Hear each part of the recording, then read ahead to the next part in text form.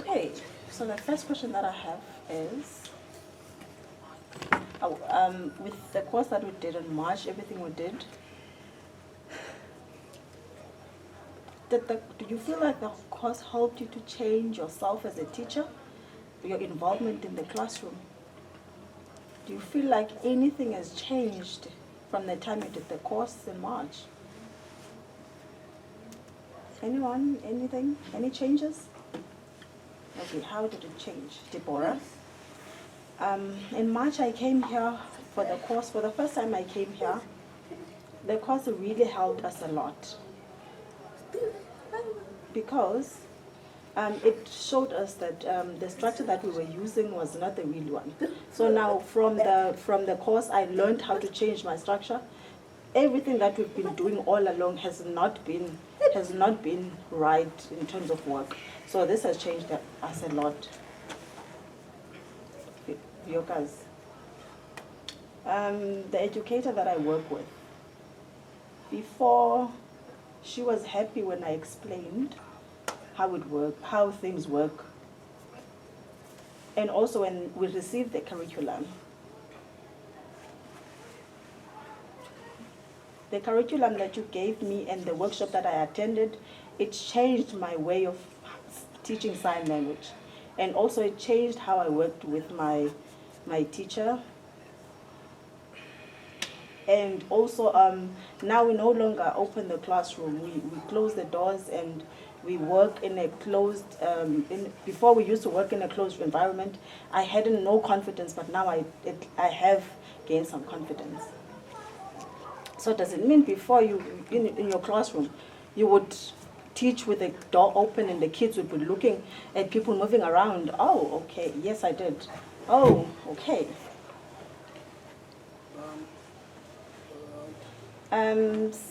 From March, when I got the curriculum and went back to work, I implemented the curriculum a bit. I read the curriculum and I shared my work also with the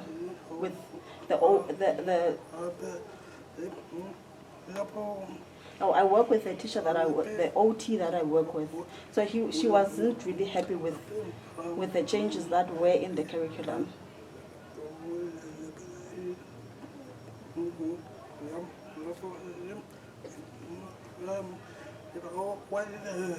Oh, they wanted also to remain with the old curriculum. They didn't embrace the changes that came with the curriculum that we got from the time we were here in March.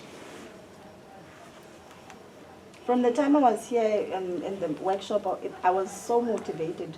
So I went back to work, but everything that I learned from here, and I couldn't use it really at work because they feel like we're not qualified. But as we're here, it's still a struggle at school. No one is really taking what we've learned. They're not really taking it as it should. They're not really giving us the support that we should be getting. And also, just to add on what she's just said, the behavior of the students, they're very slow. And we try, for example,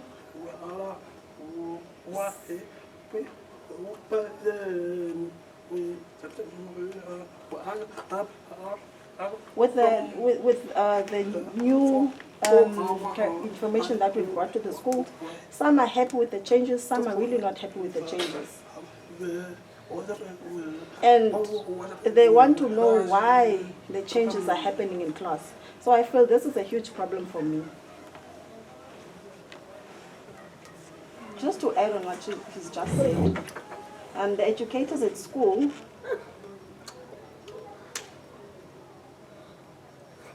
they really don't support the deaf people. They're rude to us. They always they treat us as if we don't matter. For example, if we have a meeting and then something happens in the meeting, then we try to say something. They will always keep on saying that we must not say anything. When we try to speak up, they really don't allow us.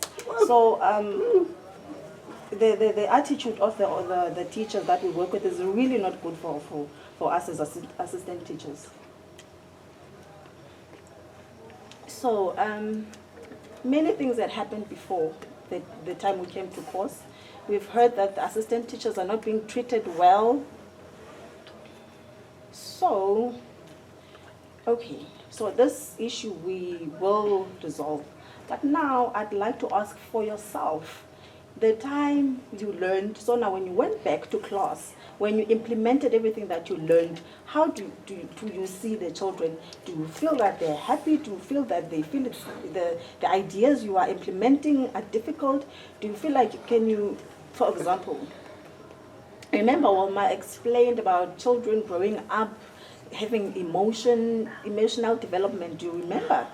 So now, when you see a 5-year-old child, 15-year-old, so now can you remember, can you relate what you've heard from Velma? Okay. I remember what Velma said, and everything that she said was really helpful for us as deaf adults. But I feel like it doesn't match with how our living environment is. For children are at school for 3 months and then go home for a month and then come back to school. So we have to face the same problem. For children staying in hostels, we have the hostel room here and the classrooms there. When they come into class, for example, we have a problem with behavior. So, but the children do not want to express themselves as to why they have behavioral problems. Deborah, just to add on that, as an assistant teacher and the teacher walking into the classroom,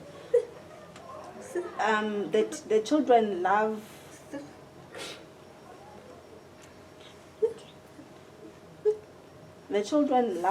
more the deaf assistant because they are signing.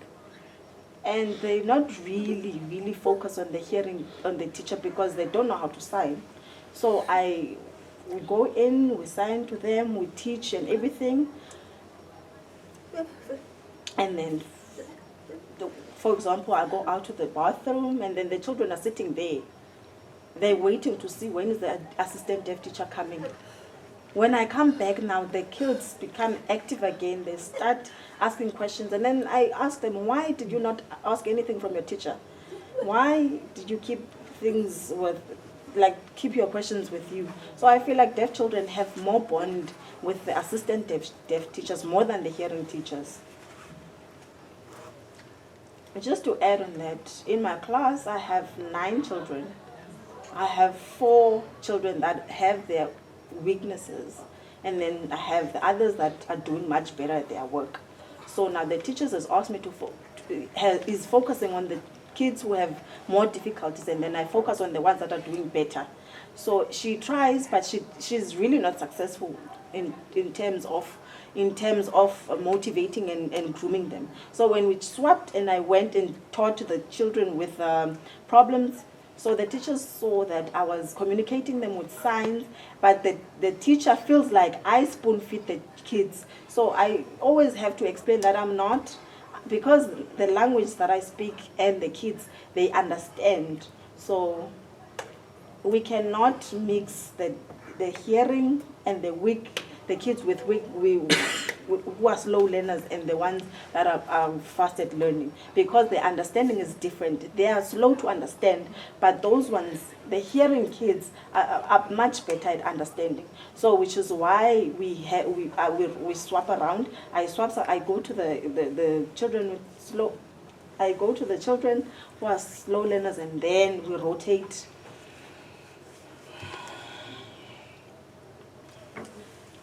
With my experience is the hearing teacher, if the children do not understand the signs of the teacher, and they look at them with that face, and then they'll come to me and ask, to assist in terms of explaining to the kid what is being taught.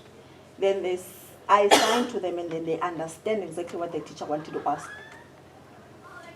And then they ask, what is the difference between me and the hearing teacher?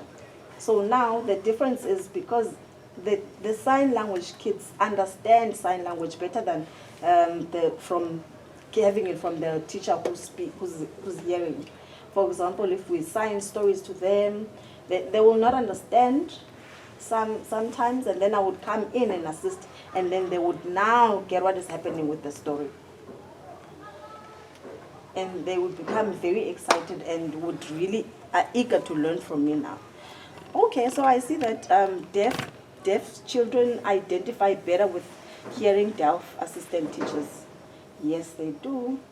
And all hearing kids, they always run to me, and they always come and ask me what they need, and we relate much better. And everything they come to me, even though I'm not a teacher.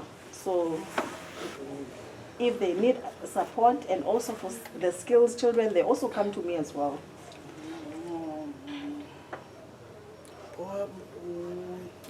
We have program that has rules for the hostel, different rules, and the rules they conflict in one way. The rules for the hostel, and the program for the hostel is different to the program of the school. So, and the rules that they have, they really do not work together for the deaf people. It says they should be up already by 7 o'clock, and the hearing wake up at 4 o'clock already.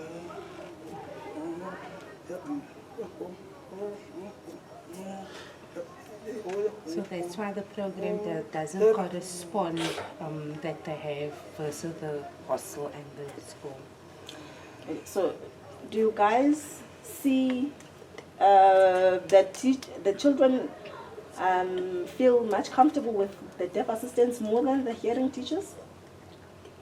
So have you guys sat with the HODs or the principal, try to explain what is going on? Have you done anything in terms of that? Yes, we did. Sometimes the HOD themselves, they would come and say, come here, and then they would give us rules, and this and do and do. They don't give us time to explain what is going on. For example, if we have a problem of late coming, and we try explain that, sorry, I'm late because of taxi problems. They never try to solve whatever problems that we come with. They don't help us with anything. So I feel like they don't allow us to speak out.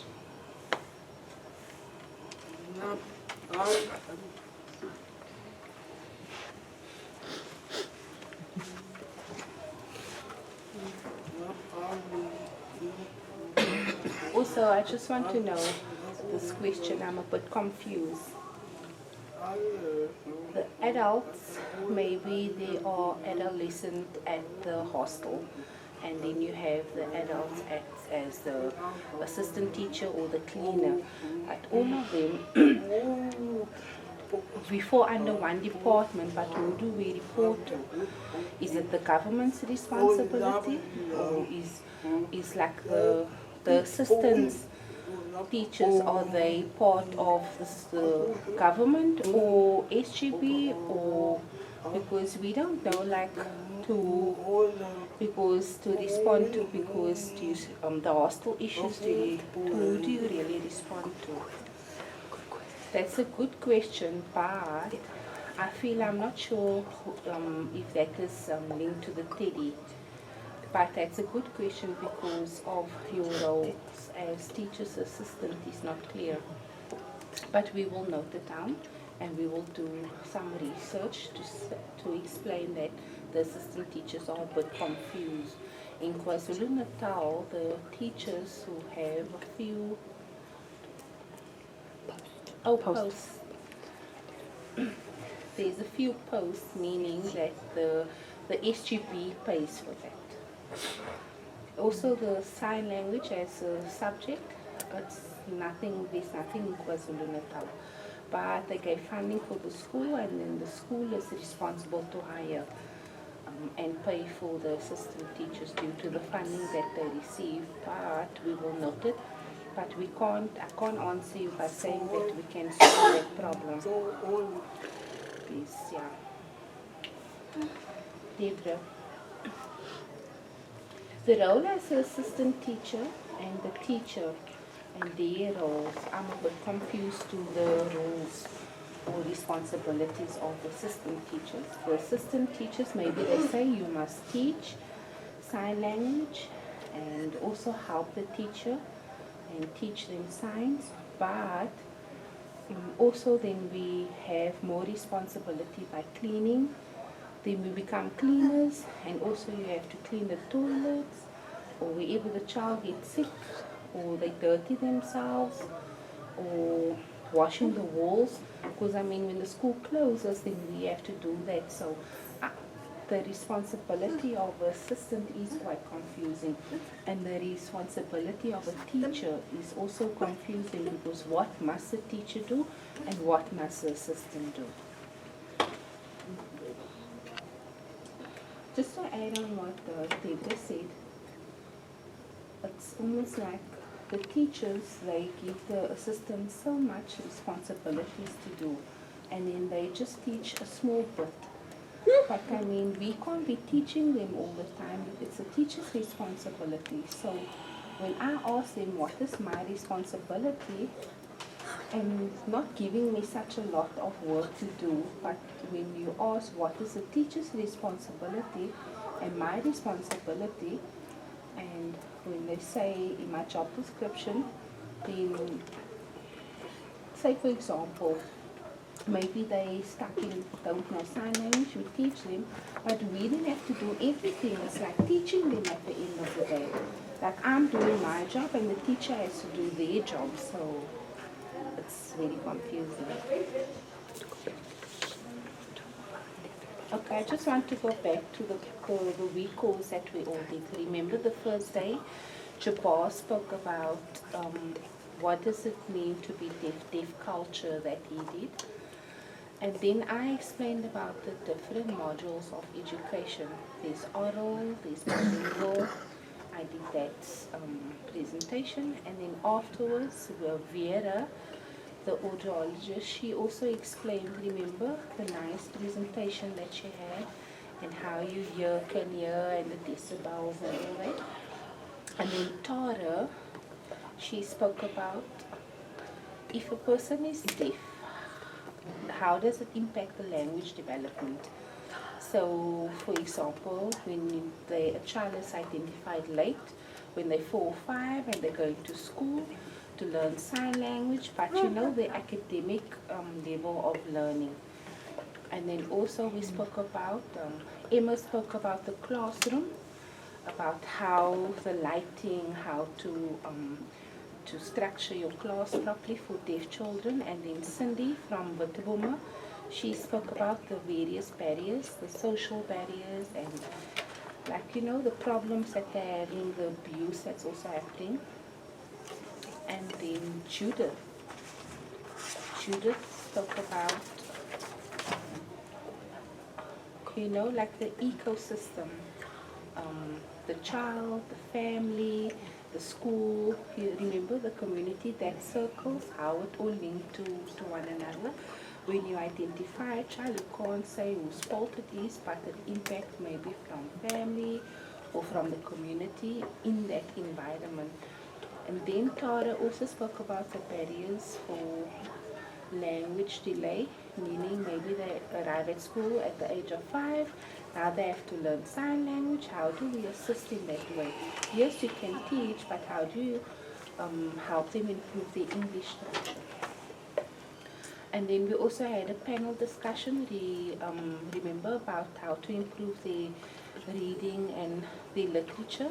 And then there was 2 ladies from Karel de Tooy and 2 from Delabat, and Ingrid was also there. And there we spoke about various ways how to improve or help the deaf learner. And then Wilma also explained how to manage the children's behavior through their emotional development. And then we also spoke about the curriculum, how it needs to be, the changes that needs to be done to the curriculum to make access for the children. And then Kay spoke about the various technology. And then also we had Janet spoke about how to have the support structure, and then the support for little children, and then children who's in the school already, like how families support them and how we as teachers can encourage them. And then Debbie came and she spoke about the Saving the Deaf Child, remember, when everybody loved the presentation, and also about the big issue that we are facing about the vulnerable children and they becoming the abuser or vulnerable or victims of it. And then we had, and then the last one we spoke about how do you become empowered? How do I empower myself? How do I must I partner with other teachers or friends, and also the community, how we could have, we can work together. So that is just what we had that week, remember? So anything what you had at the course, and now you go back, and when you went back to class, maybe you tried something, and you tried from the week of learning. So what was the challenge and what was a barrier to you? Okay, you are. Sorry, I just want to make sure if that recording is recording properly, it's not interfering with we might have to move. I've now requested.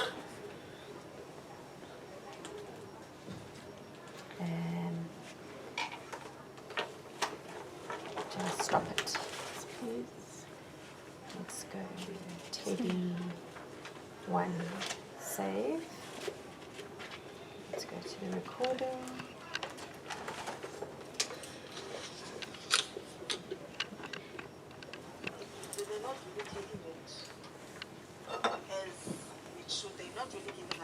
Okay, perfect. It's as loud as it goes Okay, in here. perfect.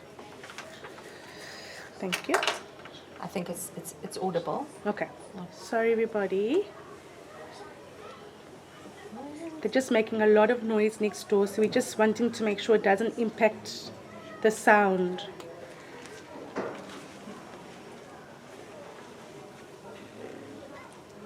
Sorry, Odette. No problem. New recording.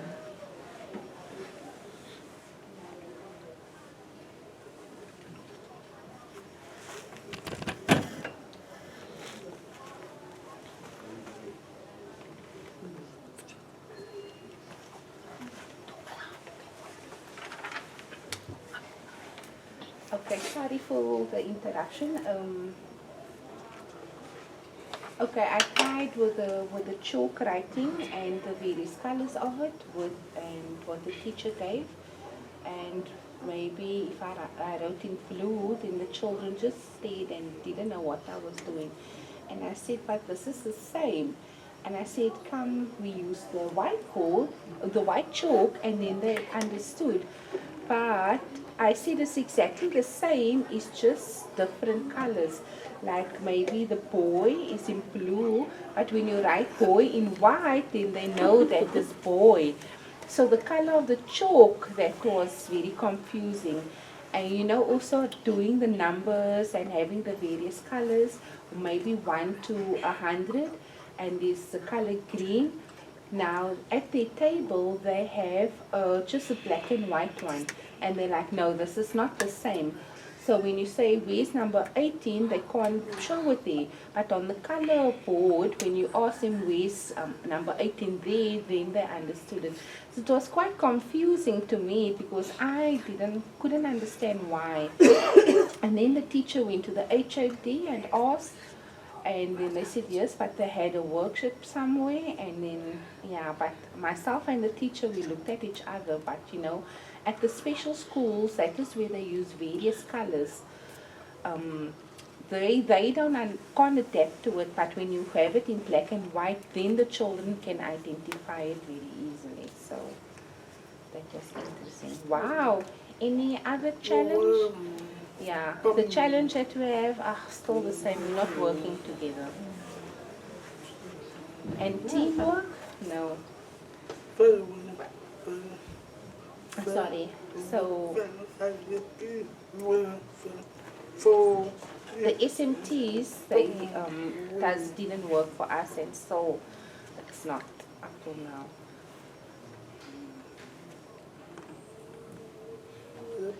The department can't come. Yeah, they don't have the power just to come in. As the SMT, yeah, they almost like maybe like the principal. They have the power, but the department can't just come into your class and see and what's happening over there.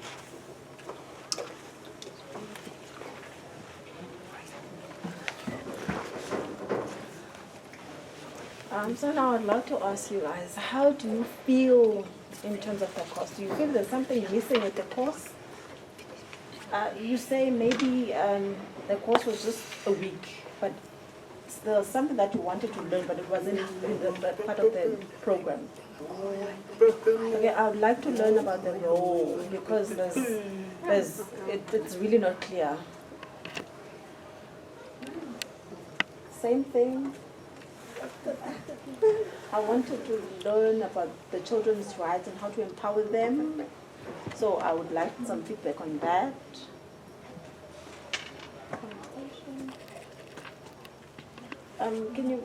Do you feel like the course was enough for you? Did you learn everything? I feel like yes, it was. So what do you think needs to be added on the course? For example, you say, okay, when you go into your classroom and you feel like I don't really know how to do this, how to solve this challenge, I wish if the course could have covered how I could help with this situation. Do you feel anything was missing from the course? Yes, I feel like the role of the teacher and the role of the assistant teacher was not involved. So the big issue is the role here. This is why I'm saying, because at work, okay, I'll just make it an example. At Nolutani School and Marikine and Veterboma School, the assistant deaf teachers do not work the same. Each school has a different way of working with deaf assistant teachers. I will definitely put your points down. Just to add, when we went to School. we went to a deaf school in Ruben PE. Barron. What? Ruben Barron in Oh, Port Elizabeth. Ruben Barron in PE. So,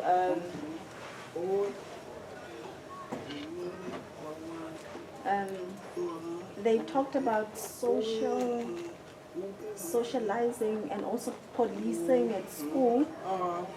So now the school wanted to know how they could have access to, like, police or safety could be solved, situation of safety could be solved in schools. Because apparently guns because police came to schools with guns. So also they came in to just ask what had happened. And there was And there was nothing that to explain to them what had happened. They didn't solve the case that happened at that school. There was crime in that school that happened. Okay, so remember we talked about ecosystem. So remember the principal explained what happened. The time the community went and burned the school down. So do you remember what happened? So it's the same thing that he's talking about. There's this policy. There's nothing that explains in the school policies what happens when the community comes to attack the schools. So the policy is not really clear. So this is really interesting. So now we need to put policy as well. Oh, interesting. Noted. Also, maybe when you read the books for reading stories, they have difficult words, then I don't understand, and then I don't have signs for them. So I would like for the course to give us examples, difficult words that we don't have signs for. Then we can be able to go back. And tell the hearing teachers that, okay, This is what it this means, is what it means. and this is how you sign it. And then because sometimes you're telling a story and then you come across this word and then you have to drop words because you don't have signs for them and they're big words. So which school are you talking about? Where do you work? Time or so? So you don't have, you're not involved in the group of the Western Cape assistant teachers? No, I'm not. Okay. Just to add,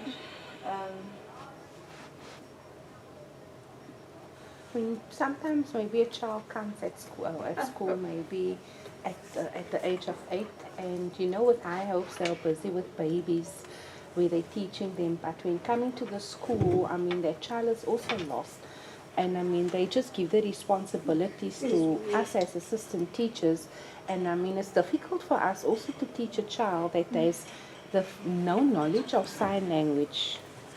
Unfortunately, South Africa still has bilingual, and they still have cochlear implants, and overseas also have children that have cochlear implant but still learn sign language. But in South Africa it's different. I've seen children with cochlear implant, so their level of language improves a bit. So imagine now cochlear implant plus sign language plus English, so that your language is really gonna improve. So it's really nice for the child to listen, to read or speak, whatever. But never forget about sign language. So I believe they should learn sign language as well. So in South Africa, we still have this cochlear implant failure, if I can call it that. So they say, sorry, go back to the deaf school. Like you have failed, so move to sign language. So this is my concern. So which is why the language is falling back a bit. It's really interesting because I have maybe these children who's 11 or 12 years old and they have TB, and the medication, due to the medication, they lose the hearing. So now they've been hearing from all this time, and then from 11 years old now they've lost hearing. So now there's their mother tongue, for example, is Xhosa.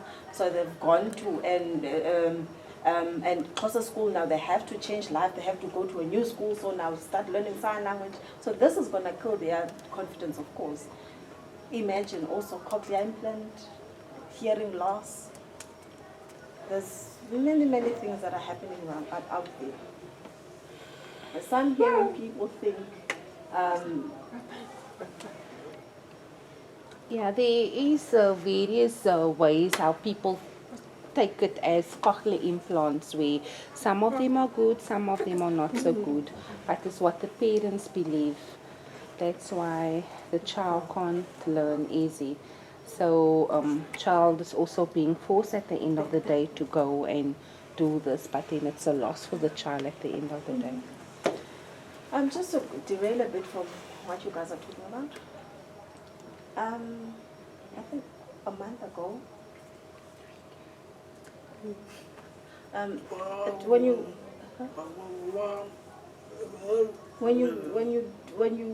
is it possible to have a surgery to open your hearing, to get your hearing back? Is it possible? Okay. Can I explain something for you a bit?